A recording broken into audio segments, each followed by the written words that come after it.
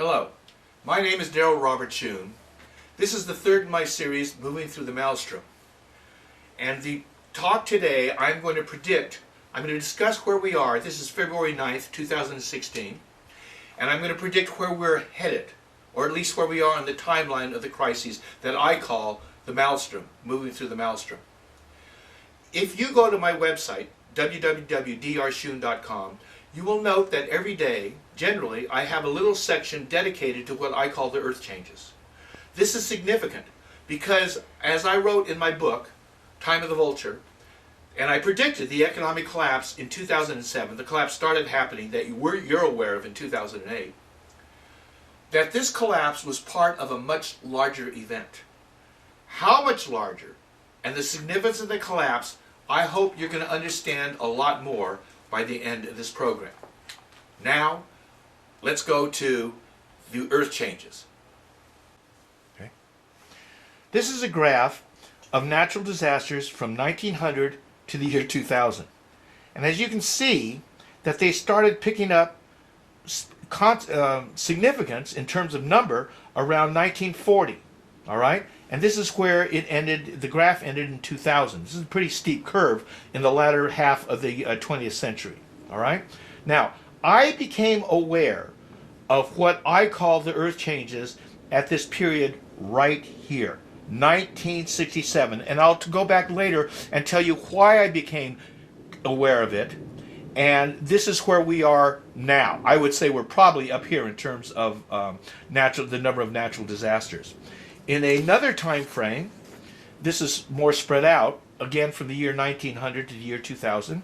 This, again, is where I became first aware of what I consider, what I now call the earth changes. All right? But there's another marker I want to point out here. This is when I first became aware of it. And something else happened here that I want to make you aware of. This is the year 1991. All right? I became aware of, quote, the earth changes, of severe catastrophic earthquakes that were going to happen to the earth at this time. And at this time, in 1991, something else happened to me. And this is where I first heard the words, Time of the Vulture. Now, at this time, at the year 2000, there was no economic collapse in sight. At the time of this time, in fact, at the year 2000, that's when the dot-com bubble did collapse. But it collapsed in the year 2000. So it collapsed right after this graph was put together. All right? But regarding that, I heard something in 1991 which I want to read to you. These words came to me, and I wrote them down. And they formed the basis of this book of my report that I was going to put together in the year 2006. These are the words. I heard these words at this point in 1991. Time of the Vulture. In times of expansion, it is to the hare the prize goes. Quick, risk-taking, and bold, his qualities are exactly suited to the time. In periods of contraction, the tortoise is favored. Slow and conservative, quick only to retract his vulnerable head and neck, his is the wisest bet, when the slow and sure is preferable to the quick and easy. Every so often, however, there comes a time when neither the hare nor the tortoise is the victor. This is when both the bear and the bull have been vanquished, when the pastures upon which the bull once grazed are long gone, and the bear's lair itself lies buried deep beneath the rubble of economic collapse. This is the time of the vulture, for the vulture feeds neither upon the pastures of the bull, nor the stored-up wealth of the bear. The vulture feeds instead upon the blind denial and ignorance of the ostrich. The time of the vulture is at hand. 1991. So, I pointed out, here is the graph of the earth changes from 1900 to the year 2000.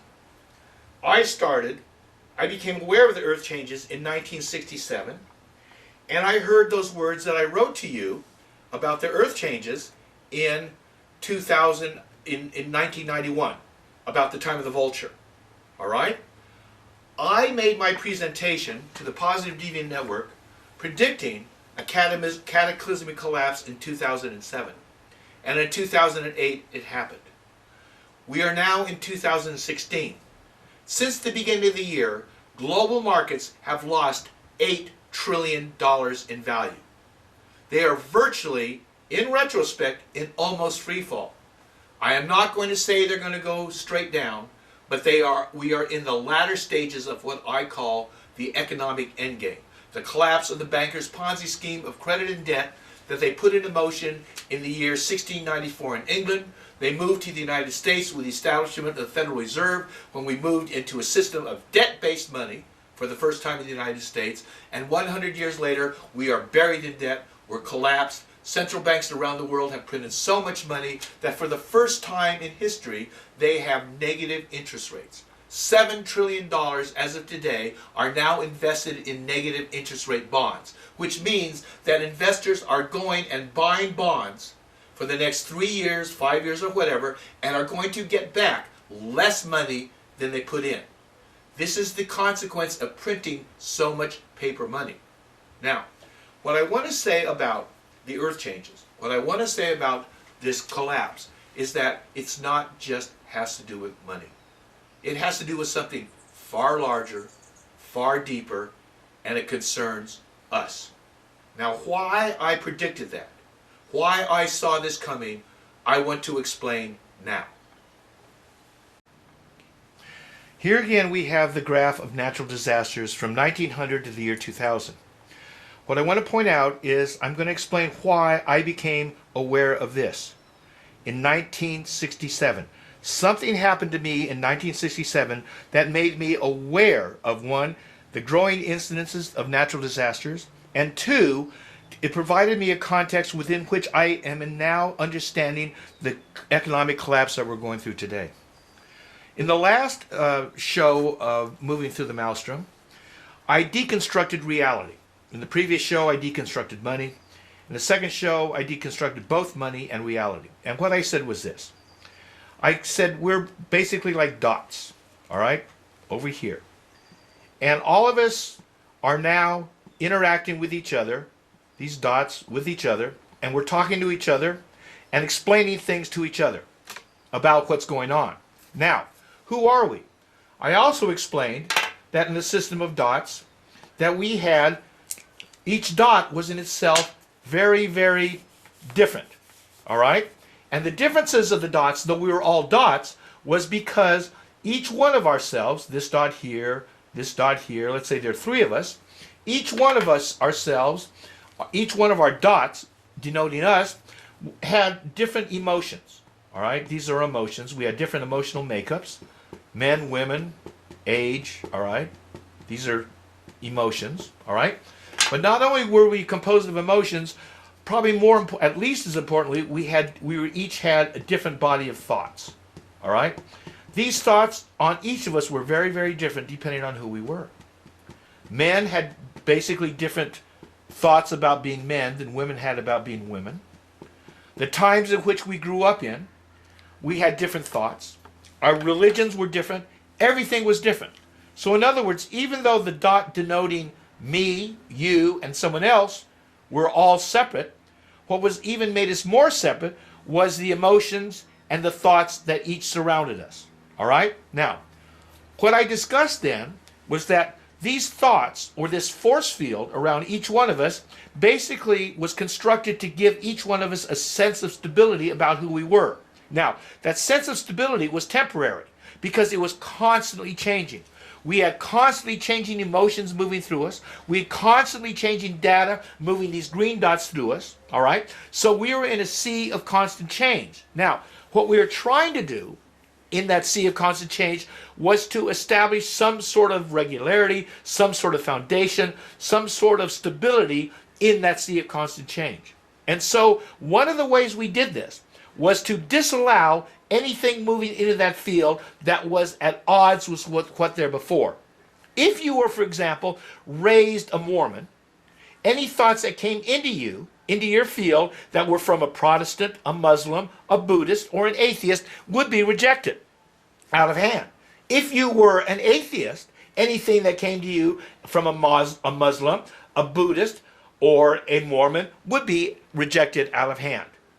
If you were another religion, anything else would be, if you were an Orthodox Jew, even Reformed Jews, the thoughts of Reformed Jews would be rejected out of hand.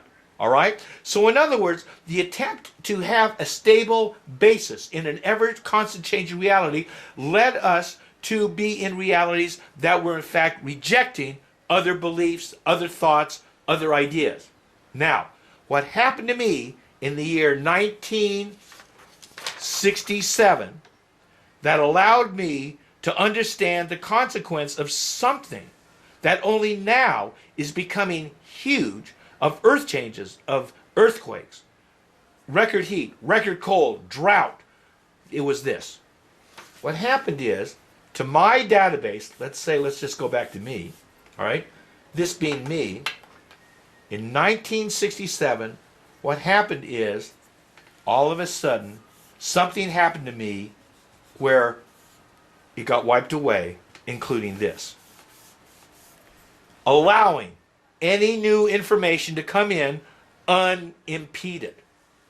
Unimpeded with my previous judgments, thoughts, beliefs, feelings, and emotions.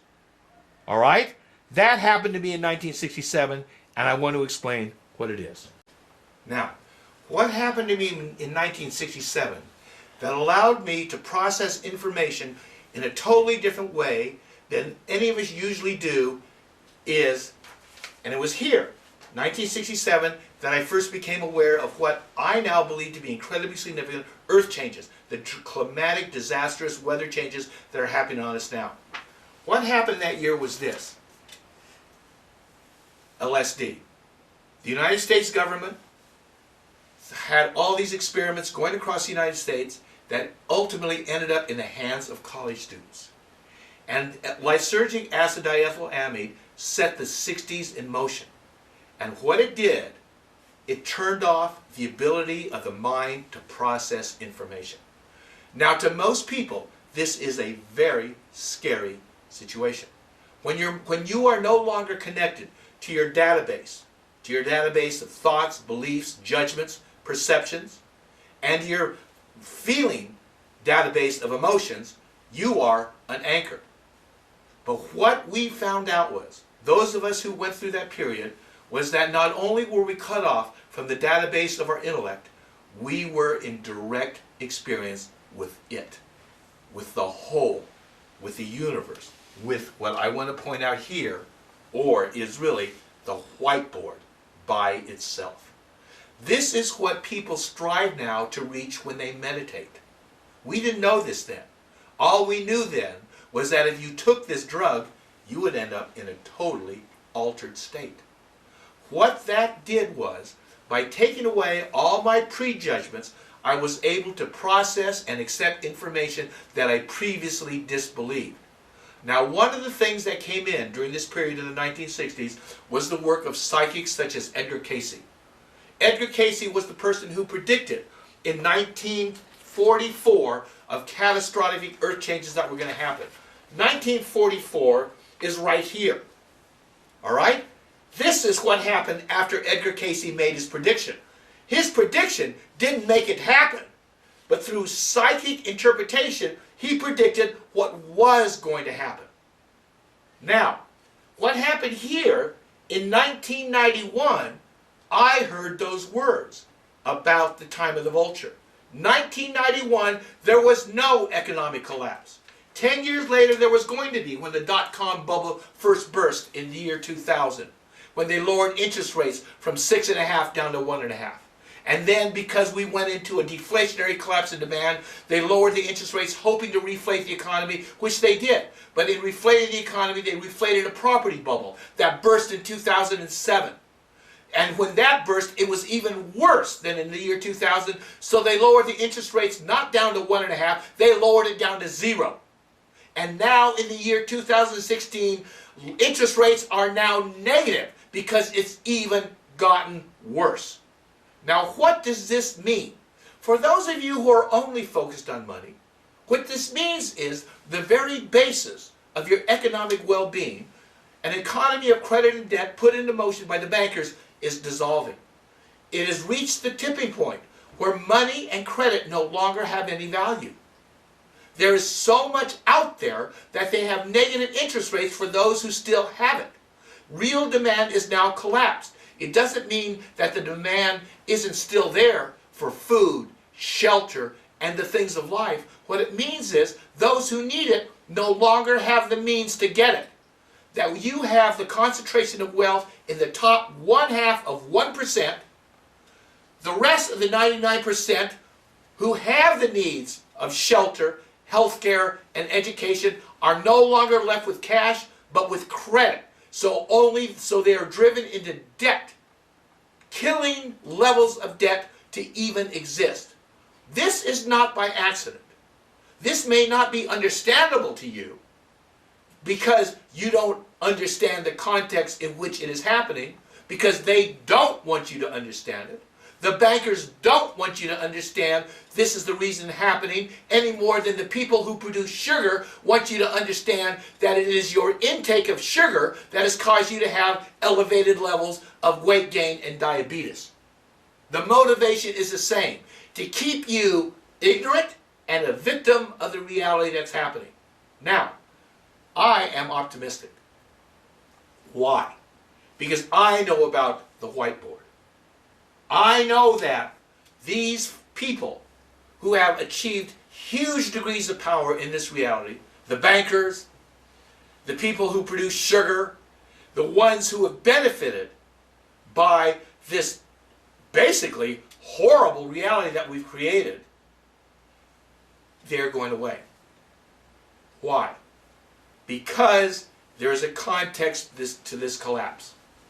What is happening is what I will call, we are undergoing a cosmic defrag.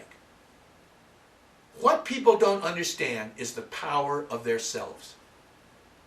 What people who feel victims to these times don't understand is that they are, in fact, to a very great degree, though is limited in its effect right now, our cause. We are not victims of reality. We are, in fact, the cause of our realities. And by being the cause, we have the ability to change the realities that we are now experiencing. What this is, this economic collapse, what this is, the natural disasters that are happening, it's a wake-up call to shake humanity out of the stupor into which it has fallen, albeit encouraged by the ones who have benefited by your fallen state.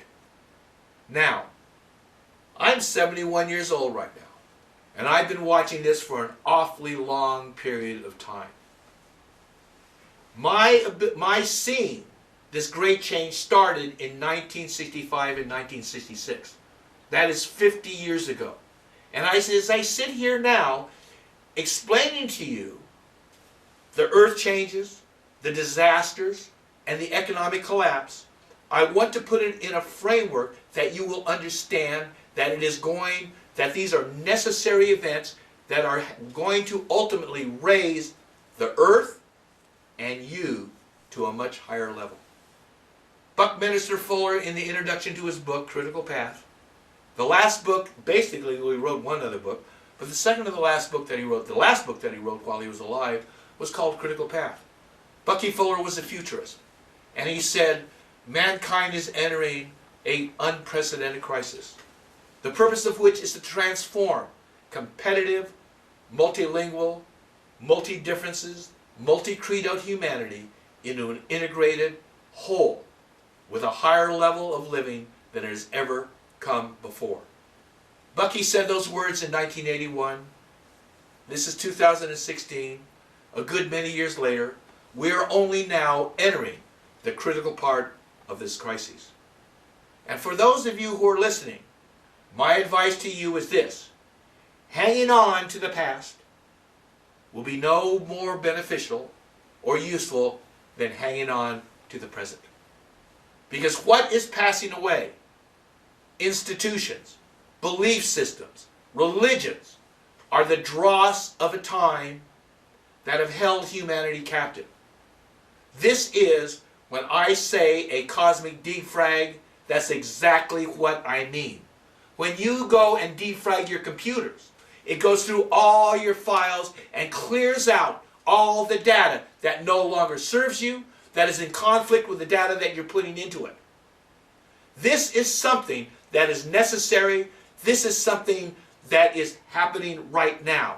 We, humanity, is in the process of a cosmic defrag that is balancing reality in a way that has never been balanced before. East and West is coming together. The male and the feminine, the yin and the yang, are rebalancing. It has never happened before in human history.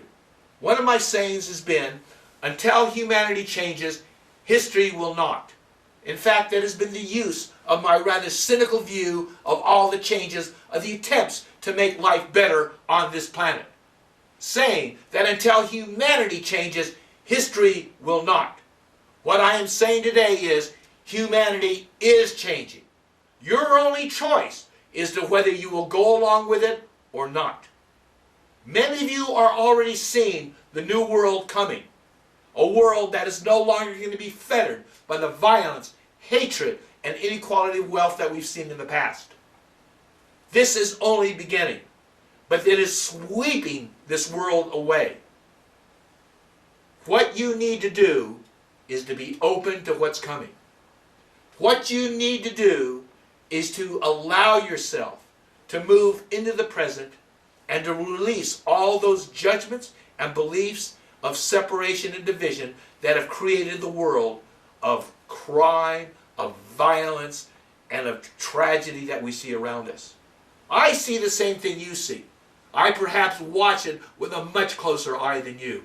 What I used to say is the people who go to my website, it's all the bad news that you're able to handle on medication. But I'm not saying it to show you the bad news. I'm just showing the bad news to point out the dissolution of the current economic paradigm that has been cause of the vast inequalities of wealth, that is the cause of mass starvation on this planet. The reason we have starvation, the reason we have scarcity, is not that items and food and energy is scarce. The reason we have scarcity is that the very few have used this scarcity as a means to accumulate vast wealth, while the rest of humanity is locked into poverty and ever-increasing debt servitude. 2016 has begun. We are not yet through it. I'm not sure what's going to happen this year, but I want to say one thing. When it's over, we're going to be a lot closer to the better world that's coming.